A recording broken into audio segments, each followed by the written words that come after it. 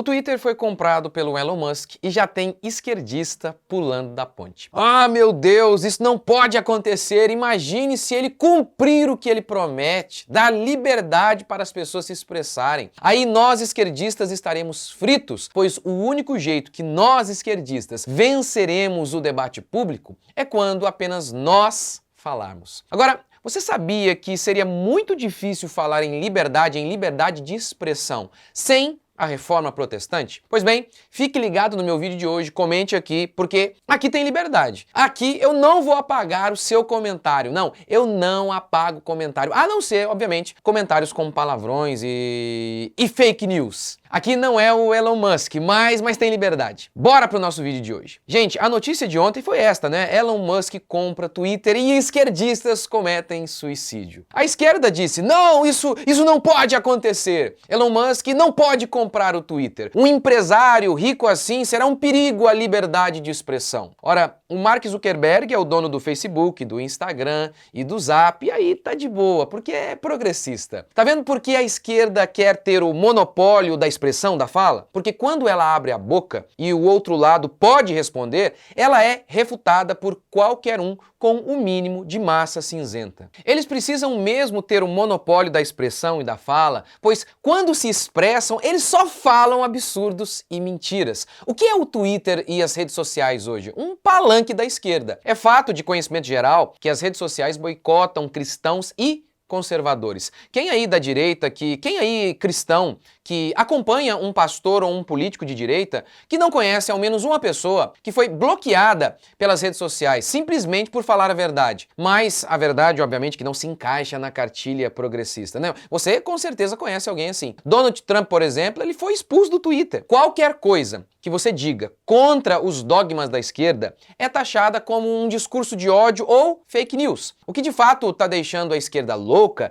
é esta frase aqui do Elon Musk. A liberdade de expressão é a base de uma democracia em funcionamento. E o Twitter é a praça digital onde são debatidos assuntos vitais para o futuro da humanidade. Outra afirmação do Elon Musk que deixou a esquerda apavorada é: eu espero que até os meus piores críticos continuem no Twitter. É óbvio, a esquerda não é acostumada a paredão, né? Ela não aceita um negócio desse. Rapaziada, eu não acompanho muito o Elon Musk, então não sei mesmo se ele é o tal defensor da liberdade. Eu só sei que se a esquerda não tá gostando, pode ser um bom sinal. Tá, mas eu disse lá no começo do vídeo que o protestantismo tem tudo a ver com isso, sobre liberdade de expressão, com essa ideia de debate. Você acha que foi por acaso que a terra da liberdade foi se dar justamente num país protestante, os Estados Unidos? Não, não foi por acaso. Isso começa com Lutero, principalmente, que combateu a falta de liberdade da Igreja Católica. A Igreja Católica se via como uma espécie de dona do mundo. A Igreja não é o reino de Deus na Terra, então o seu líder, o Papa, seria o rei do mundo, não é mesmo? Diriam os católicos. Ao longo da história, o Papa, função que de modo algum tem respaldo bíblico, rivalizou com imperadores na disputa pelo poder do mundo. E o ápice dos arroubos de grandeza papal,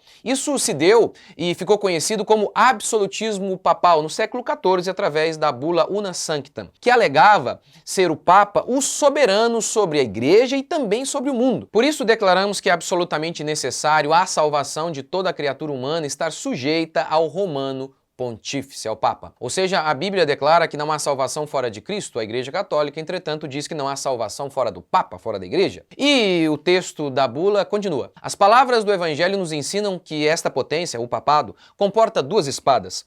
Todas as duas estão em poder da Igreja, a espada espiritual e a espada temporal. Mas esta, a espada temporal, deve ser usada para a Igreja, enquanto a primeira deve ser usada pela Igreja. Espada espiritual, o governo da Igreja. Espada temporal, o governo civil. De maneira mais simples, o Papa é o pastor, é o líder da Igreja e também o imperador do mundo. Você deve se lembrar também de outra doutrina herética e central na Igreja Católica, a infalibilidade papal. Quando o Papa fala ex cátedra, da cadeira, ele é infalível, diz a Igreja. Não importa que um Papa tenha falado ex ex-cátedra o oposto do que outro papa tenha falado, contradizendo-se assim, um ou outro. O papado, ele não erra, ele pode... e você pode acreditar nisso, amiguinho. Veja bem, num ambiente em que o líder supremo fala de maneira infalível em certas circunstâncias, você acha mesmo que há um ambiente propício para a liberdade de expressão? Se eu sou infalível, qual a necessidade de diálogo, de debate? É claro que o catolicismo não era um terreno propício para a liberdade crescer. Durante a dieta de Worms, Lutero protestou contra tudo isso. Ele foi chamado para negar as suas ideias. Diante desse cenário,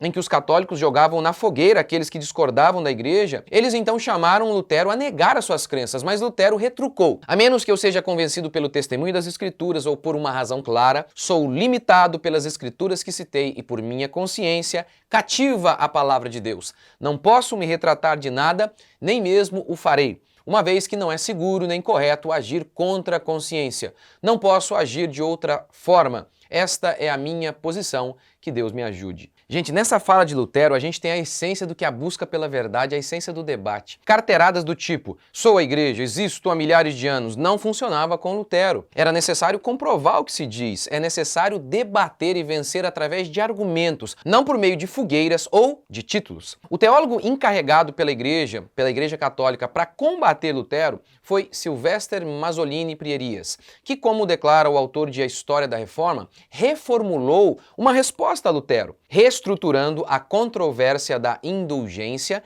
em termos de autoridade papal. Prierias deu 3 definições sobre o papado. Primeiro, o Papa era praticamente o cabeça da igreja. Segunda definição, o Papa não pode errar quando chegava a uma decisão. Terceira definição, quem não adere ao ensino da igreja é herege. Prierias concluiu assim: aquele que diz que a igreja não pode fazer o que faz é herege. Então, a semente da doutrina da infalibilidade papal já estava ali. Mais do que isso, já era uma árvore. O dogma foi estabelecido de maneira oficial apenas em 1870, mas já era praticado anteriormente. Então, quando o Papa fala ex-cátedra da cadeira, ele é infalível em questões de fé e de moral. Por exemplo, Maria é Imaculada. Por quê? Porque a igreja recebeu a revelação por meio de seu Papa. E assim, e acabou. E você não pode questionar. Agora, você entende por que a Igreja Católica jogou na fogueira John Knox e tentou fazer o mesmo com Lutero? Onde há um homem infalível, não há necessidade de diálogo. Meu querido, se hoje podemos falar em liberdade de expressão e toda essa polêmica aí do Twitter, agradeça a Reforma Protestante, ela pavimentou este terreno